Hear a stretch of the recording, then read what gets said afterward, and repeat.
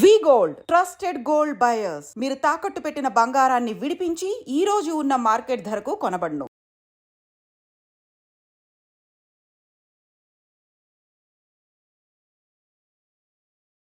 నమస్కారం గురుగారు. ఓం శ్రీ మహాగణాధిపతయే నమః. గురుగారు, అరుణాచలంలో గిరి ప్రదక్షిణ చేసే సమయంలో చాలా మంది చెప్పులు వేసుకొని గిరి ప్రదక్షిణ చేస్తూ ఉంటారు. నిజంగా భగవంతుడికి మనం అది ఒక ప్రదక్షిణ చేస్తున్నాము కదా, అలాంటప్పుడు చెప్పులు వేసుకొని చేయడము కరెక్టేనా? చాలా బాగుందమ్మా. మహాపాపౌఘ పాపానాం అంటే భూమి మీద పాదానికి ఎలాంటి రక్షణ లేకుండా పాదానికి భూస్పర్శ తగలకూడదు. మరి పాదాలకి పాద రక్షలు అంటున్నాం. పాద రక్షలు, శరీరానికి రక్ష వస్త్రాలు. అవునా? పాదాలకి రక్ష. రక్ష అన్నప్పుడు ఏదైనా ఒకే విధంగా మనం చూడలేకపోవడం మన దౌర్భాగ్యం. రెండు, చాలా మందిని నేను చూస్తూ ఉంటా, ఎడంకాలు పెట్టి ముందుకు వచ్చారని చెప్పి, కుడికాలు పెట్టి ముందుకు వచ్చారని చెప్పి. ఎడంకాలైనా కుడికాలైనా రెండు కాళ్ళే కదా, కాళ్ళు నువ్వు నిలబడలేవు ఒక భూమి మీద. ఆ రెండు కాళ్ళు లేకపోతే భూమి మీద నిలబడగలరా? తలకిందులుగా వస్తావా? కాదు కదా. మన యొక్క తెలివితేటలు ఆ రకంగా పనిచేస్తున్నాయి అనుకుంటా. ఇకపోతే మూడు, మీరు చెప్పులు వేసుకొని ప్రదక్షిణాలు చేయవచ్చా అని అడిగారు కదా, దానికి నేనైతే పూర్వం వెళ్ళినప్పుడు చెప్పులు వేసుకొని ప్రదక్షిణం చేశాను. ఎందుకు? రోడ్డు మొత్తం మీరు చూస్తూ ఉన్న, ఈసారి ఎప్పుడైనా మీరు వెళ్ళినప్పుడు, మీరు ఎప్పుడైనా వెళ్ళారో లేదో నాకైతే తెలియదు, ఈసారి వెళ్ళినప్పుడు గమనించండి, వెళ్తూ ఉమ్మేస్తారు. దానికన్నా ఇది ఉత్తమమేగా.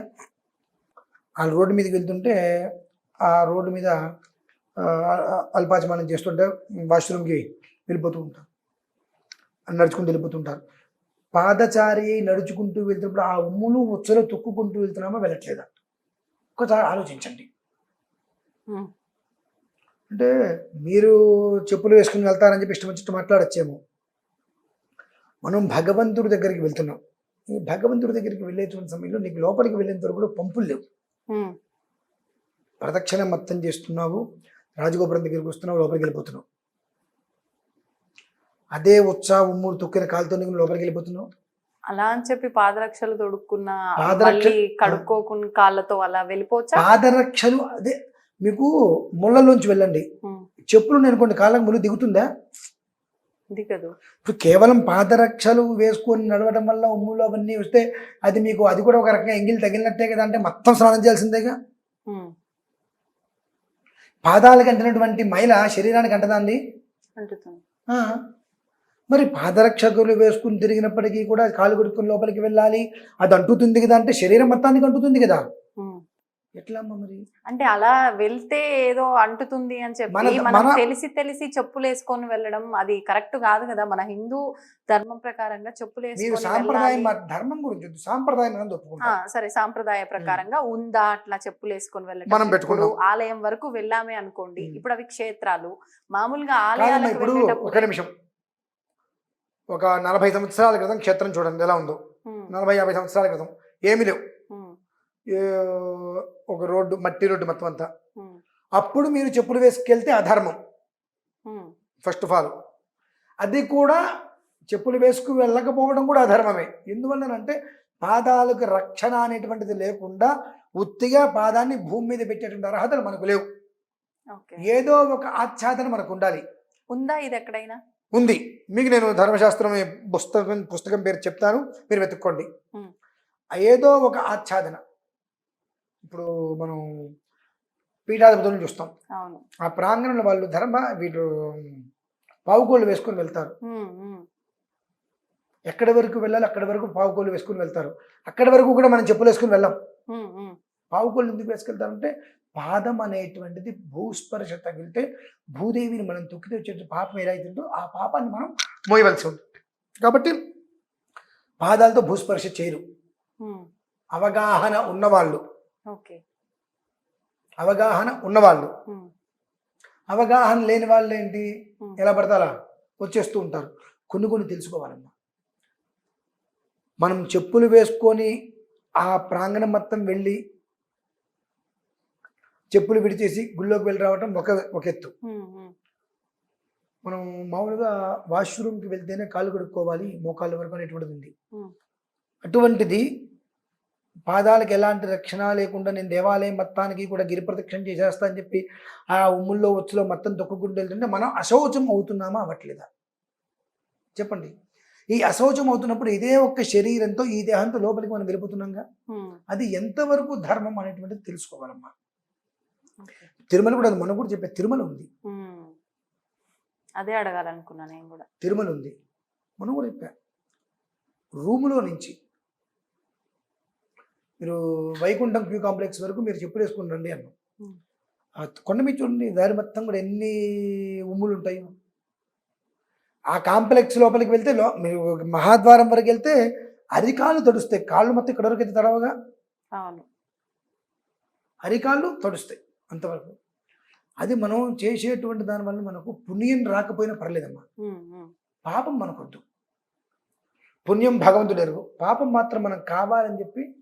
అయితే ఇప్పుడు నేను వేసుకుంటా చెప్పులు, ఎలాంటివి వేసుకుంటానంటే తోలు చెప్పులు వేసుకోను అసలు, లెదర్ అసలు వేసుకోను, రబ్బరు అటువంటివి వేసుకుంటా. లేదంటే కాళ్ళకి గుచ్చుకోవడానికి వీలుగా ఉండేటువంటివి వేసుకుంటా. సింథటిక్ పొరపాటు కూడా తోలు నేను వాడను, అది వాడకూడదు, పనికిరాదు. లెదర్ వాడద్దు. గత కొంతకాలం వరకు నేను పావుకోళ్ళే వాడా, తెప్పి చేయించుకొని ప్రత్యేకంగా వాడా. నేను ఆ పావుకోళ్ళు వేసుకొని తిరుగుతున్నప్పుడు నాకు ఆ దోషం ఎందుకు వస్తుంది?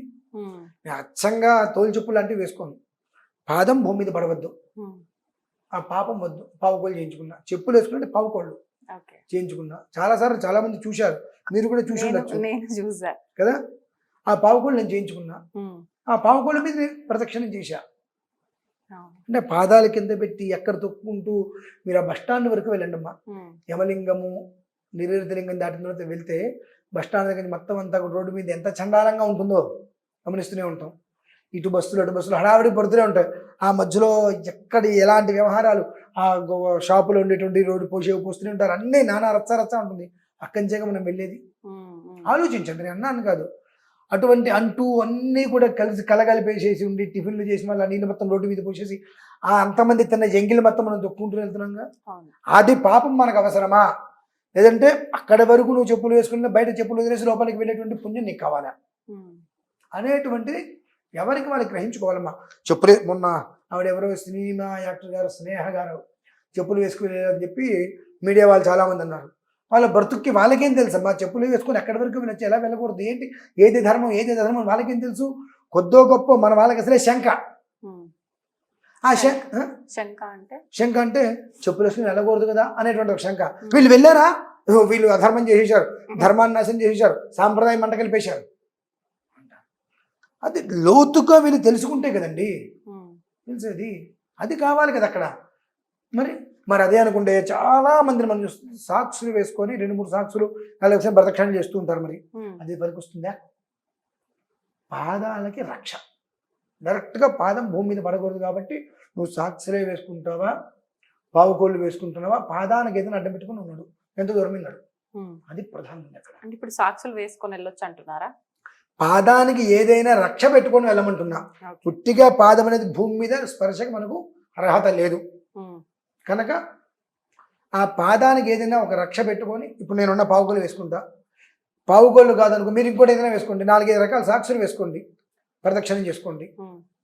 ఆ పాదం భూమి మీద పడదుగా, ఆ దోషానికి అయితే మీరు కారకులు కారకుండా ఉంటారుగా. అంట్లల్లోంచి ఉమ్ముల్లోంచి ఉచ్చలోంచి నడుచుకుంటూ వెళ్ళి ఆయన్ని అపవిత్రం చేయడం మంచిదేనా? భగవంతుడు అపవిత్రం అవుతాడా? మరి అవడా? మరి నువ్వెట్లా అపవిత్రుడు అవుతున్నావు? నువ్వు నీకు పాపం ఉందనిగా ఆయన దగ్గరికి వెళ్తున్నావు. పాప ప్రక్షాళన చేసుకోవడానికి నువ్వు ఆయన దగ్గరికి వెళ్తున్నప్పుడు నువ్వెంత జాగ్రత్తగా ఉండాలి? నువ్వే అన్నీ నేను ఒంటికి పూసేసుకొని వెళ్తాను అంటే అది ఎంతవరకు కరెక్ట్? పాప ప్రక్షాళనకి వెళ్తుంటే నీ ఒక ప్రణాళిక ఉండాలి, నువ్వు ఎంత నిబద్ధతగా ఉండాలి అనేటువంటిది ఉండాలి.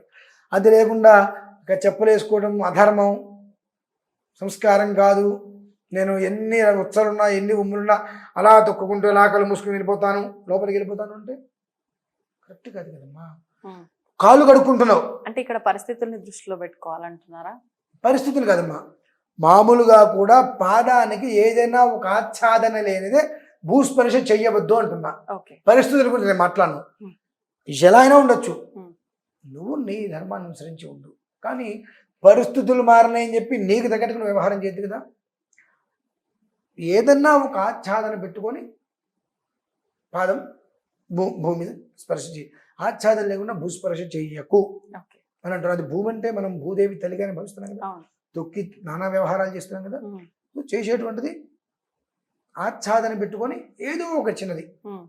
వెళ్ళు, నీకు ఎలాంటి దోషము తగలదు. Okay. నేనైతే ఖచ్చితంగా ఆ పావు కలిగినటువంటిది వేసుకొని చాలాసార్లు ప్రదక్షిణం చేశాను, రేపు వెళ్ళి అలానే చేస్తాను.